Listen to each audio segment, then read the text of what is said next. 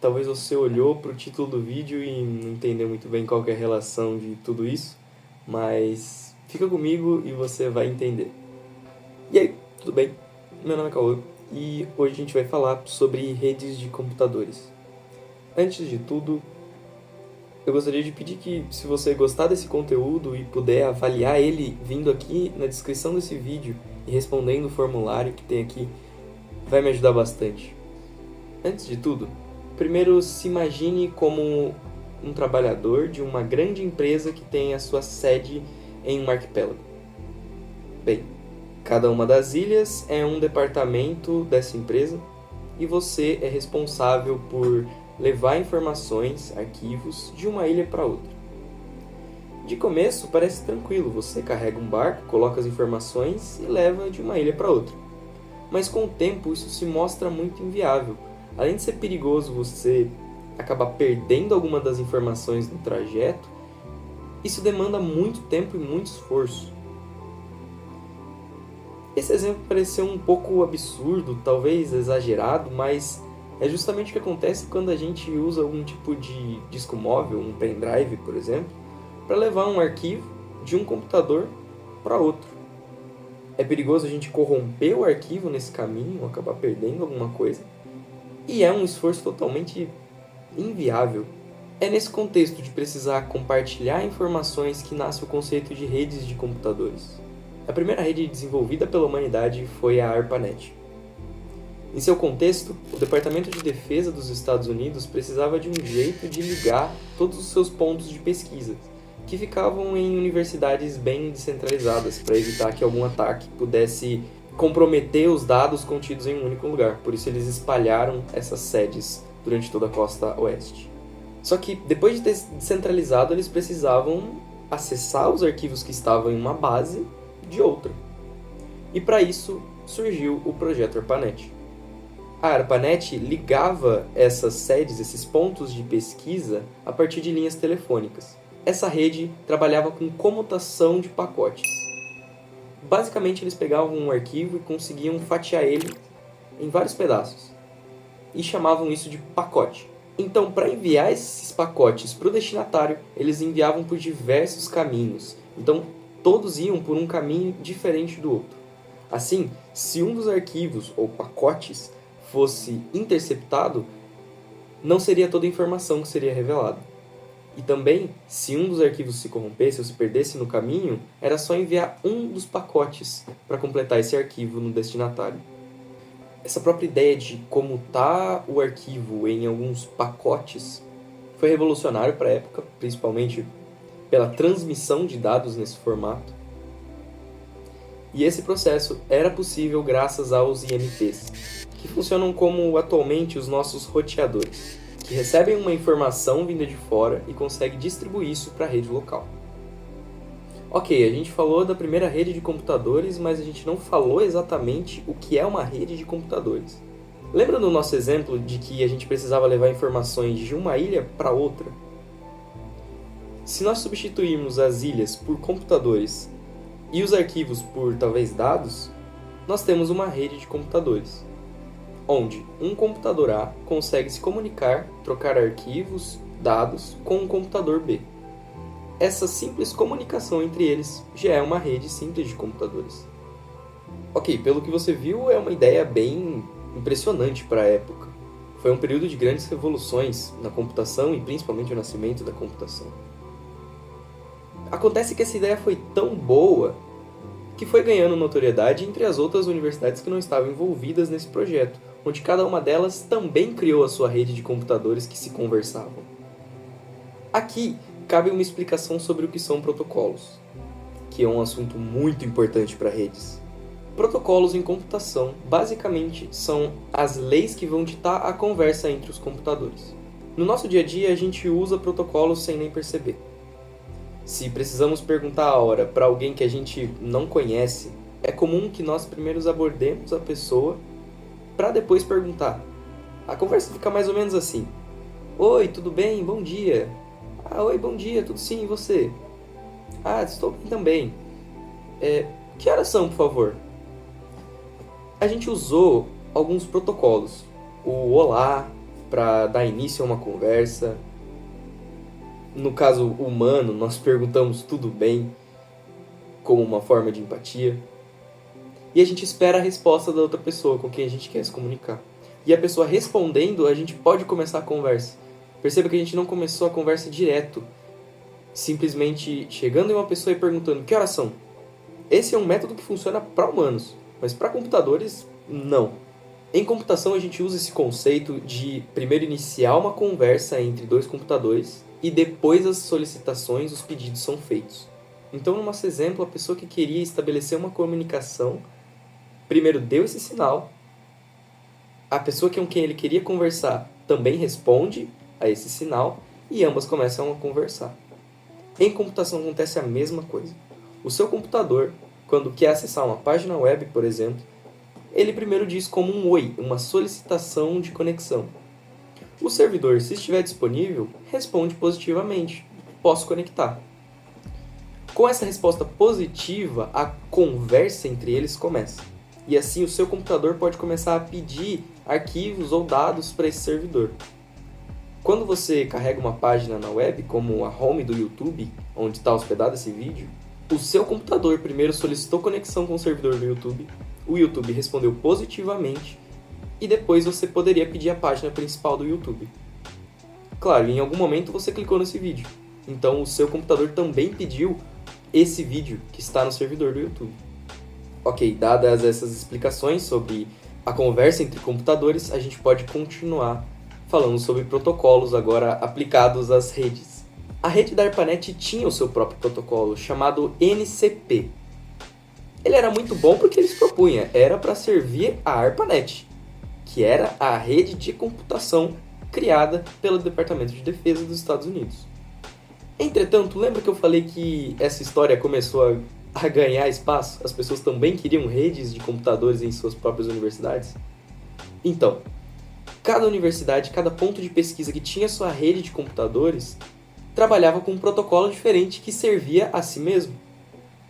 Mas se você quisesse comunicar uma rede com outra, não ia dar certo. Por isso, na década de 70, surgiu o protocolo que mudaria tudo isso. Seria o TCP/IP. O TCP/IP, na verdade, não é uma coisa só, mas é a junção de dois protocolos. O TCP diz respeito aos arquivos que vão ser enviados para o destinatário. A rota que eles vão seguir, os pacotes que eles vão ser enviados, vai garantir que nenhum deles se perca no meio do caminho. E o IP quer dizer o identificador de cada pessoa. É como o seu endereço. Se alguém quer enviar uma carta para você, vai enviar no endereço da sua casa. Mas cada destinatário tem seu único IP, e isso garante que, se o computador A quiser comunicar com o B, ele não vai acabar mandando para o computador C sem querer, ele vai enviar para o B. Bom, com essa base do TCP/IP, essa rede de computadores começou a ficar maior. Uma universidade tinha sua rede, outra tinha a sua, e quando a gente comunicava isso, a gente pode dizer que temos o conceito de redes de redes. É uma rede composta por várias redes.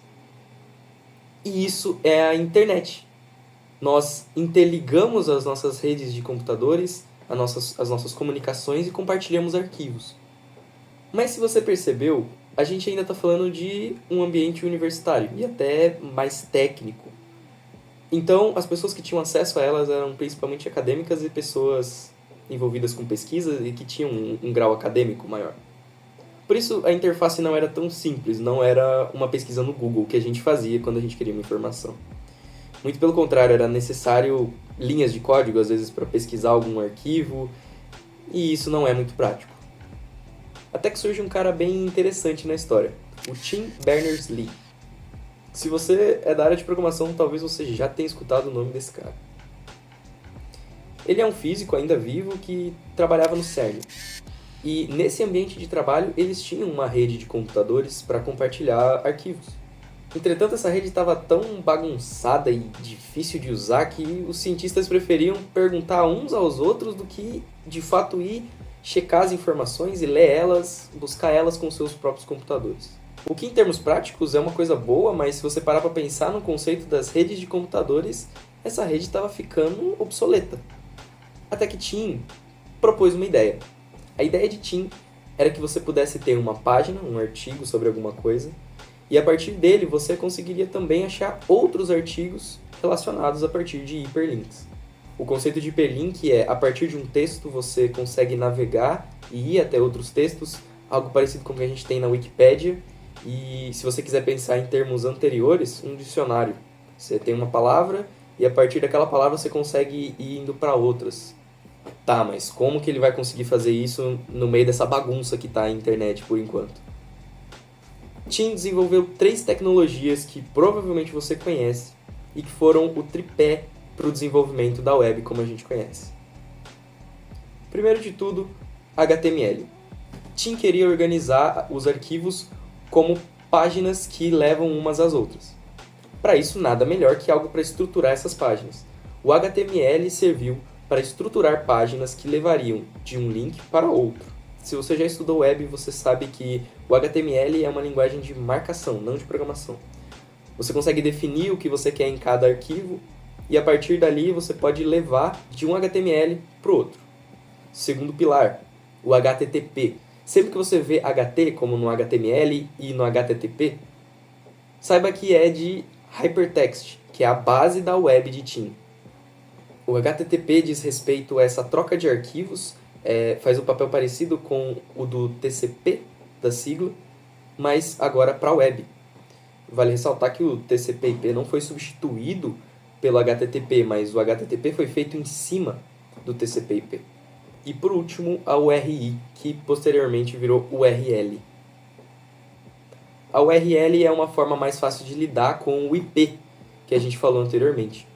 É mais fácil lembrar o nome de um site do que o número de IP dele, que são números que ninguém vai decorar.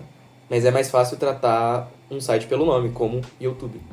E a partir desse nome você acessa um único site específico.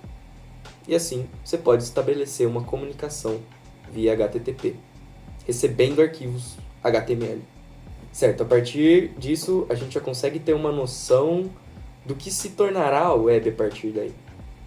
Perceba que o que eu descrevi é justamente o que a gente usa atualmente.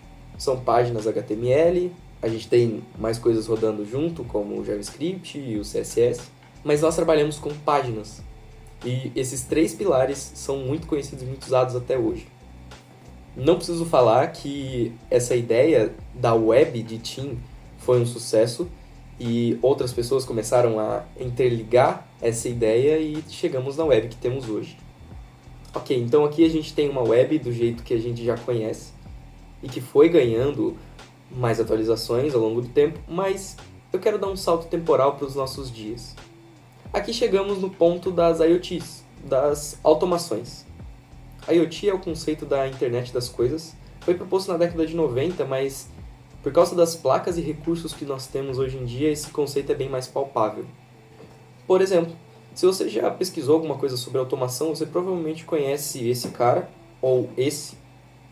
Esse cara é um ESP32 e esse aqui é um Arduino Leonardo. A partir deles você pode fazer comunicação entre um Arduino e um computador, ou um ESP e um sensor. E no caso do ESP, a gente pode comunicar ele via Bluetooth ou Wi-Fi. Ok, cadê a utilidade disso? Justamente, por exemplo, na indústria, nós podemos prever o desgaste de máquinas a partir de computadores pequenos, microcontroladores, sistemas com sensores, que vão nos ajudar a medir alguma coisa do nosso mundo físico, computar isso e poder processar de algum jeito. E aqui é o ápice do vídeo, onde nós queríamos chegar desde o começo, que é como as redes de computadores evoluíram. No começo a gente queria poder trocar informações, arquivos, responder perguntas e até fazer perguntas, e agora a gente pode pegar objetos do nosso mundo físico e poder computar os dados que a gente tira deles. E poder tomar atitudes que automatizem processos a partir de carinhas tão pequenos quanto esse. Aqui na descrição vai ter alguns vídeos para você se aprofundar mais nesse assunto, principalmente sobre microcontroladores. E eu espero que com esse vídeo você tenha tido uma ideia melhor do que são as redes de computadores. Claro, não fomos muito profundo em conceitos, mas que isso te ajude a entender e talvez te motive a criar suas próprias automações. Novamente, se você gostou desse conteúdo, eu te peço que responda o formulário aqui na descrição e diga o que você achou. Do mais, qualquer dúvida pode deixar aqui nos comentários. E muito obrigado.